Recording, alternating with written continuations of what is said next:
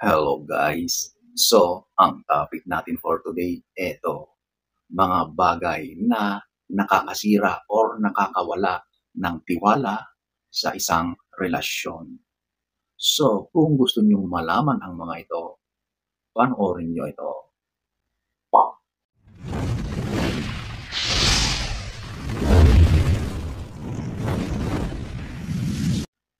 So, eto, huwag na tayong magpaligoy-ligoy. Number one, eto, yung pagsisinungaling. Alam niyo ba na itong gawain ito kapag nalaman ng kapareha, sigurado na magbabago na ang kanyang pagtingin sa iyo, lalong-lalo na sa tiwala. Okay? Alam niyo, kahit maliit na bagay yan, maliit na pagsisinungaling, kapag yan ay nalaman na ng iyong karelasyon, sigurado na mababago na yung dating pagtitiwala niya. Sobrang nakakasira yan sa trust na meron sa inyong dalawa. Okay? Kaya sigurado na pagkatapos ng ganyan, magkakaroon na ng pagdududa. Hindi ka na niya pagtitiwalaan. Okay? Kaya kung nasanay ka na sa ganyang gawain, pagsisinungaling, magbago ka na. Okay? Kasi walang magandang maidudulot yan. Lalong-lalo na kapag nasa isang relasyon ka. Okay? Number one. Number two, eto, yung sobrang malihim. Nasa relasyon ka, pumasok ka sa relasyon at para mag-work out ang isang relasyon, kailangan yung maging open sa isa't isa. Kailangan yung maging tapat, maging honest kayo. Okay? Kasi kapag puro na lang pagtatago, puro na lang paglilihim, ayaw mong makipag-communicate sa partner mo, kasiraan yan ng inyong relasyon. Walang mangyayari. Okay? Kaya kapag masyado kang malihim or ang partner mo ay sobrang malihim, sigurado na apektado na dyan yung tiwala. Okay? Kasi pinili mo na manahimik. Ayaw mo nang makipag-usap. Ayaw mong magsabi ng mga dapat ay alam din or nalalaman ng partner mo. Kapag ganyan, sigurado na kasiraan or masisira ang relasyon ninyo dahil apektado na dyan yung tiwala. Okay? So, ayan po, ang number two.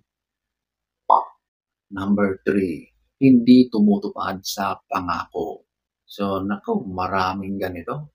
Yung magaling lang sa salita, pero hanggang doon lang. Hindi naman kayang gawin, hindi kayang tuparin. In short, mambobola, bolero, hanggang salita lang. Okay? So, kapag ganyan, ang nakasanayan mo, mahilig kang mangako, mahilig kang magbitaw ng mga pananalita, pero hindi mo kayang panindigan, itigil mo na yan. Magbago ka na. Kasi walang mangyayari kapag ikaw ay pumasok sa isang relasyon. Sobrang kasiraan, walang pagtitiwala ang mangyayari kapag puro ka na lang pangako na hindi mo naman kayang panindigan. Kung gusto mong ma-impress yung karelasyon mo, huwag ka nang magsalita. Gawin mo na lang. Sigurado na mas matutuwa pa yung karelasyon mo. Number three. Number four, ito, yung pagsisinungaling at paglilihim pagdating sa pera. Okay, so usaping financial ito. Alam niyo ba na sa isang relasyon, napakahalaga ang pera. Okay? Pera talaga. Okay? Sabihin natin na hindi pera ang mahalaga kundi pagmamahal. Hindi po. Kailangan sabay yan. Kailangan kapag nagmamahal ka, dapat nagiging responsable ka para magkaroon kayo ng pera, para mabuhay kayo ng maayos. Kaya kapag ikaw or isa sa inyo ang responsable sa pera, sigurado na makakaapekto yan sa pagsasama niyo. Okay? Kasi kung ikaw ay naglilihim or nagtatago ka ng pera, hindi mo sinasabi sa partner mo kung ano yung finances na pumapasok at lumalabas o kaya pinagtataguan mo siya ng usaping pera at kapag nalaman niya yan, masakit yan. So pagdating sa pera, ay the best pa rin na open kayo sa bawat isa. Walang lihiman, okay? Number four, Number 5, eto yung pagtataksil or cheating. Naku, sa lahat na yata ng gawain na nakakasira ng tiwala, ito na yung the worst, okay? Kasi once na pinagtaksilan mo na ang kapareha mo at nalaman niya yan, guguho ang kanyang mundo, lahat ay babagsak. Yung betrayal of trust, yan ang pinaka-worst na mangyari sa isang relasyon. Kasi kapag nangyari na yan, lahat na ay pabulusok, pababa, maglalaho. Okay? Kapag ganyan, ang hirap-hirap ibalik ang tiwala. Okay? Sobrang sakit yan sa part ng karelasyon mo.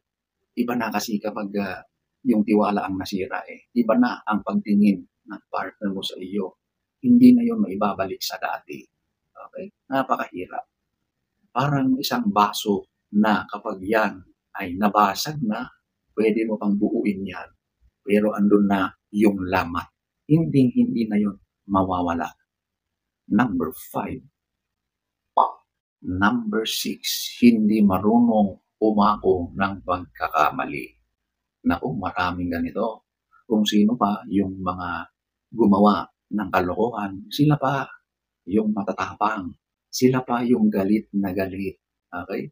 Pero wag ka, yung mga ganyang mga kilos ay ginagawa nila yan para maibsan yung guilt nila. Okay? Kaya dadaanin sa galit, dadaanin sa pagbabaliktad ng sitwasyon.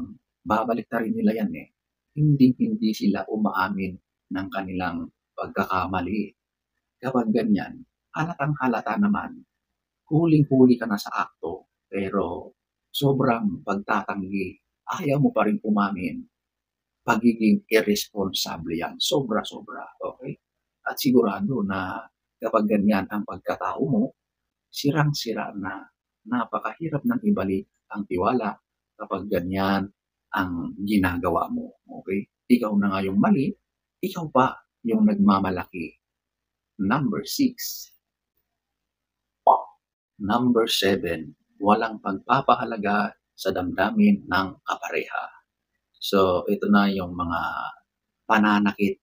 Madalas, ito yung mga verbal abuse or pananakit sa mga sinasabi mo.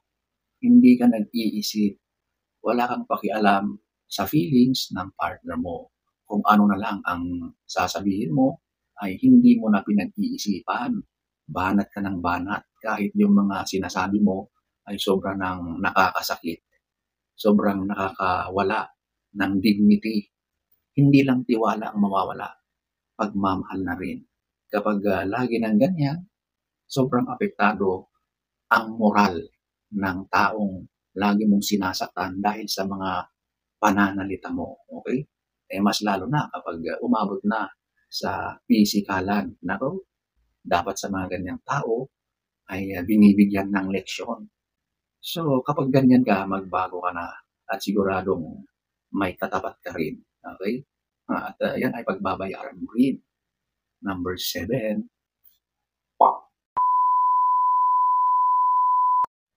So, ayan po ang ilan lamang sa maraming mga ginagawa o gawain sa isang relasyon na nakakasira ng tiwala. So, sana ay nagustuhan nyo ang ating topic for today. Next story time. Don't forget to subscribe.